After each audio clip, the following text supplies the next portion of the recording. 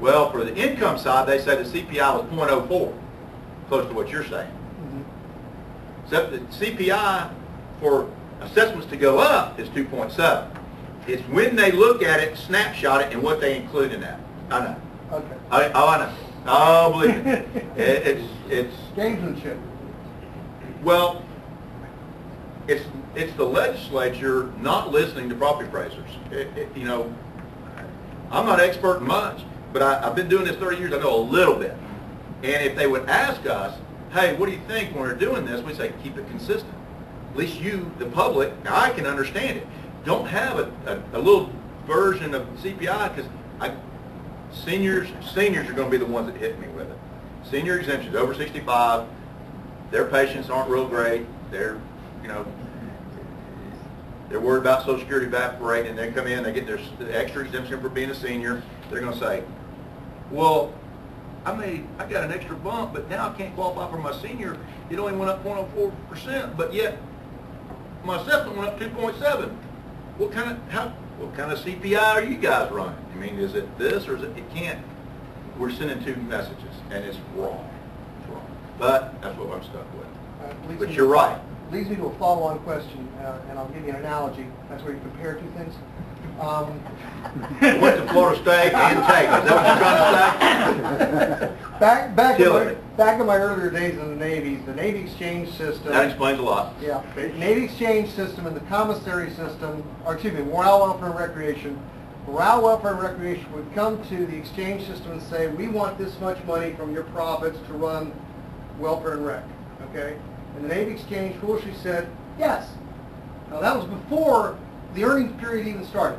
So they were basically committing to something up front. When it comes to you guys, the property appraisals, who wags the dog? The tail? Okay. Okay. Are you being told what you need to generate? Here's what I think you're asking. I'm an independent elected official. I don't care what the spending side or the taxing side looks like. That ain't my job. My job is strictly to administer all those exemptions on there. By the way, when I started there was 1, now there's 40. And to put a value on your piece of property. That's strictly my job. And by the way, I want you to understand this, when you get your trim notice, a lot of people don't understand this, that value was as of January 1, 2010. Not the day you're looking at this, go, wow, man, because values have been still trickling down. January 1 was the date of value, and we, by law, have to use 09 data. So there'll be a time when the market spins back up, you will see that year it still go down because it's based on previous year. So, but anyway, what you're asking is, am I influenced by the taxing authority? I'm saying, look, we need some more money because absolutely not. I can tell them to go pack sand. I don't kowtow that. Their job is to set a millage rate, and they historically, you probably read the paper several years ago. We had these huge 30% increases in people spending, and I was getting. And I'm a team player up to a point, but when you're going to leave me out there to hang and not take credit, I got enough to say grace over. I don't need blame for everything. I just need to blame for what I did. And we went to the commission meeting, did a little PowerPoint presentation, and showed them the problem. Actually, if you read this, Tax Watch will verify what we said. If your value is 2 and your rate is 1, you pay 2. If your value is still 2 but the rate is 2, you pay 4. Or consequently, if it's 1 rate and your value is 2 and your value goes to 4, and you pay 1, you still pay 4. They just took that. Most county commissioners, city councils, they got to learn a new tagline. I think they go to school and they learn, this is their phrase every budget hearing. We held the line. We didn't raise your taxes. They can't say that no more. That's actually a lie, and it's in your trim notices. Anything they get over last year's revenues is a tax increase, and they got to advertise it as such. So it has to be revenue neutral to last year. They have to take a rollback rate. So if values went up 30%, your tax rate should have rolled down so it's revenue neutral. Then they could advertise it's not a tax increase. But if they leave the rate the same and values jump 30%, it's a huge tax. It's a 30% tax increase. That's what was happening. There is absolutely no way. What they used to do is I'd pass them the values for the county. It's kind of like what you're talking about. and they would go, wow, look what we get. We keep the rate the same, look what we get. That's kind of how it was played, money flush. Now, it's not happening that way. Way it should happen. It's like you do at home. You don't say, wow, how much money I got, how am I going to spend it all? You go, okay, this is what I got to live within. How much money? Okay, I got that much money. Okay, I got to cut this, this, and this. What they do, ad valorem tax is probably 2/3 of the county's budget. It may have slipped a little bit. Sales tax is the other, generated a few dollars for fees and service tax. So the millage rate, when they set it, it should be a function of, we need X dollars, here's the value, what rate times that gets me these dollars. They don't ever work it that way. They just don't. This year, hell would freeze over before it's an election year for some of those commissioners. Hell would, excuse my language, can I say hell in here? Yeah, sure. Hell would freeze over before they would raise a millage rate. They just would not in an election year. They will suffer. And I will tell you, you'll look next year. It's not an election year. Values will probably slide again.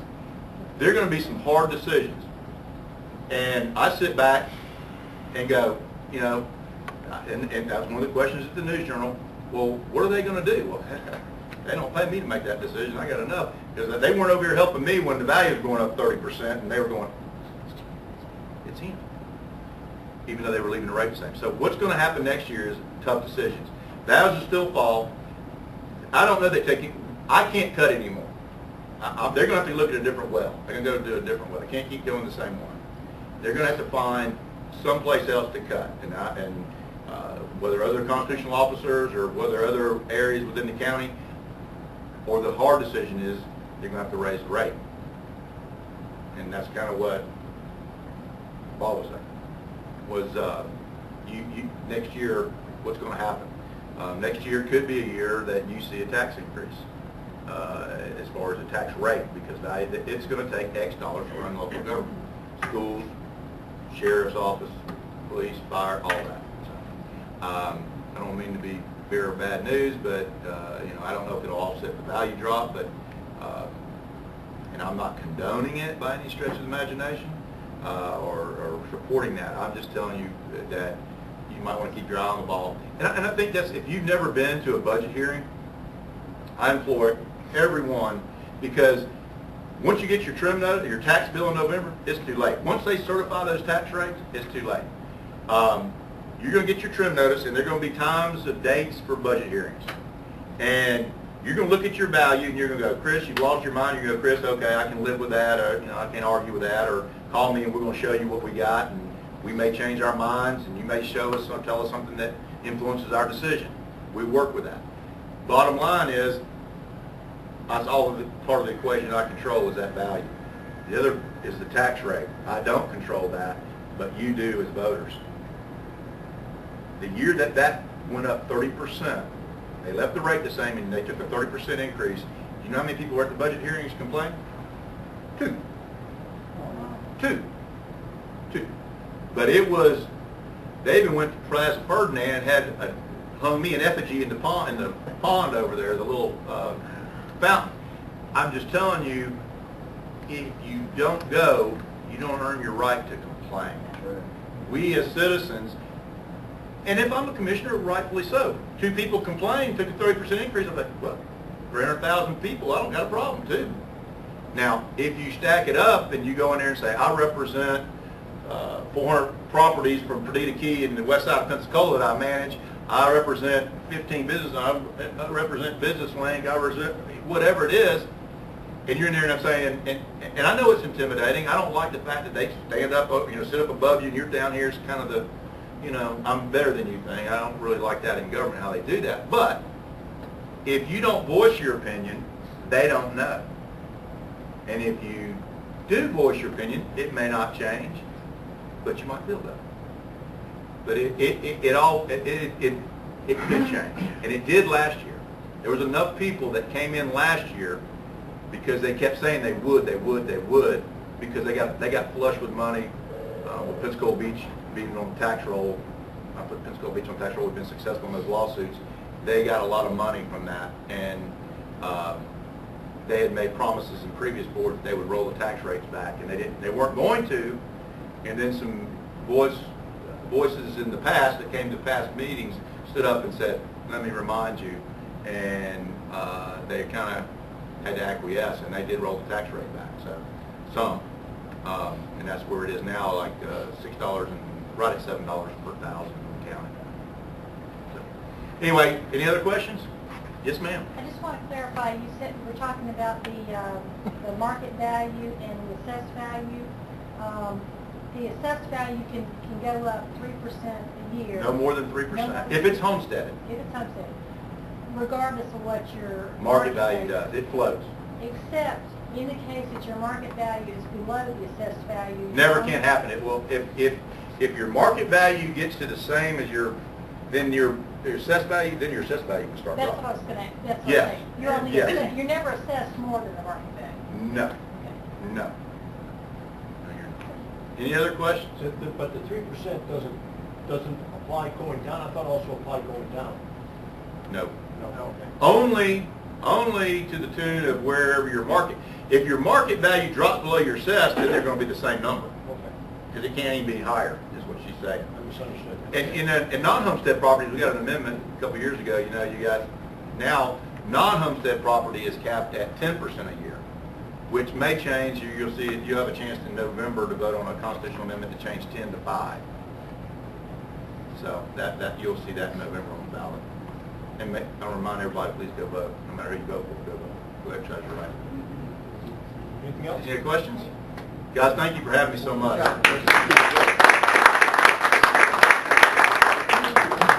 Any announcements before we pack up?